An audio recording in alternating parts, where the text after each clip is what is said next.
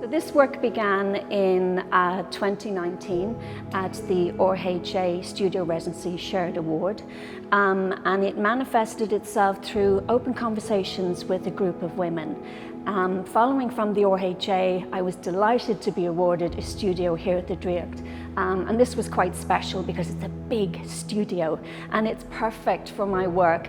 Again, it starts on the floor, but it evolves and expands upwards and outwards, and having that space in the Draíocht played a huge part into these finished pieces. So chewing gum in my hair is a reference to a mesh. Mesh is used for implant surgery to correct incontinence and pelvic prolapse. So the women I met with, in a very ethical and sensitive framework, they began to meet one another and tell me their experiences. And through those experiences, through those really open and honest conversations, this work evolved. So their stories, their suffering, their vulnerability helped influence and inform the works that you see here.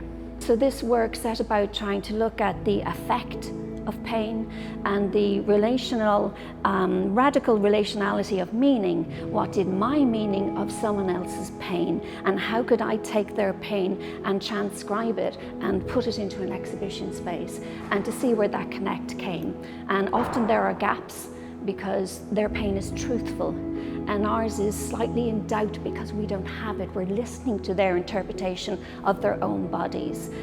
So that to me is what this work is about.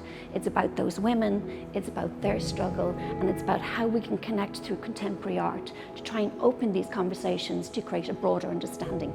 But I love materiality. I collect things and I hold on to them for quite a long time. And then there's a sense of free fall play, some call chaos, where these things come together, and it's where in a lot of cases you've done a lot of research, a lot of reading, a lot of writing, a lot of talking to people about their particular situations, but over a long period of time that's almost full in your mind but momentarily parked, and the materials take over and it takes it somewhere else unexpected. And that's always the objective, to allow the work to speak for itself. To engage in the research, of course, and to engage with the people in a collaborative sort of way. But ultimately, these things happen over a long period of time, and they come together. Sometimes they even surprise me. The materiality of the works are quite specific to the context in which I'm working. So, for example, the 5 individual pieces on the back wall here are made from upholstery seat foam, and they're intentionally quite aesthetically minimalist and controlling the palette, but they're quite vibrant, and that was in order to recognize these women coming together to discuss their vulnerability, but they're so open to engage with contemporary art. If you spend a little time with each of those pieces, you'll note that they're beautifully bent over, they're slightly pushed back. There's a performative response to the making of these work, but if you look closer, you'll see that they're held back with plastic wire. They're slotted into a angle joist used for wood. They're quite industrial. So there's that blending of found objects and the context in which they're made. The main piece here as part of the group exhibition is again quite intentional in its methodology. There's an underscoring of graphite, pencil, marking, that repetition, that sense of banality, hidden behind the surface, which is this beautiful dark indigo oil paint. And the markings coming across one canvas and then down the other are intentional. They're to try and express the everyday.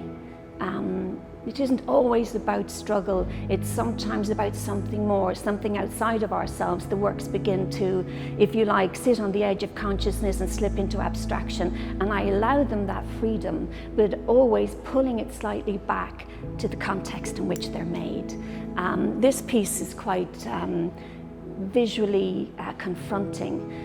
It looks beautiful from the door. When you get up close, you'll notice the twist of the pipe, and then you see this big thing pushing out from the oil. And again, it's to create within the viewer some sense of unease. Doesn't necessarily have to lock it down to something totally specific, but it's to create that sense of there's something else going on here. I want people to come and see them. I want them to engage with them, to bring their own cultural and personal experiences to each of these pieces and make of them what they will. So to me, they have to perform as a collective group of works, but they also have to have the ability to leave the studio, come into this beautiful gallery space here at the Draíocht, and to engage with other works. Working with the body that becomes a social creature, a political creature, the materials that are gathered are reflecting that over and over and over again. And so it can be that this work, it's not focused on an exhibition, it's focused on the making, and it's focused on the open conversations. So for an institution like the Draíocht to invite me in to exhibit here, to show this type of process-based work is a huge importance, and I'm very grateful for that support.